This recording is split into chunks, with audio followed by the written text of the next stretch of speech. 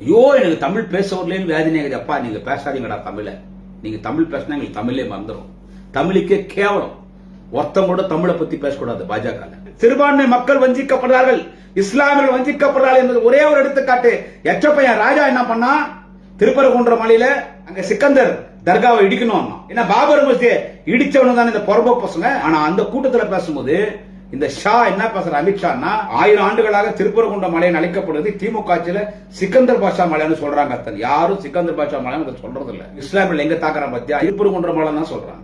போகும்போது தர்காவுக்கு போகும்போது நம்ம கோயிலை பார்த்து கையெழுத்து கும்பிட்டு தான் போறாங்க. நாங்கெல்லாம் ஒன்னாதான் இருக்கிறோம், மாமா மச்சானா நாங்க ஒன்னா. நீங்க பிரிக்காதீங்கடா சங்கிகளா.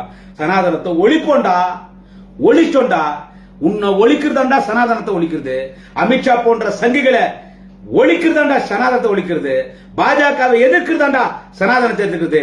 நீ மதுரையில் நடத்துறது முருகன் மாநாடா, சனாதன மாநாடு. அதுக்கு முருக பக்தர்கள் போக மாட்டாங்க. முருக பக்தர்கள் நம் தமிழர்கள் அந்த மாநாட்டுக்கு போவாது.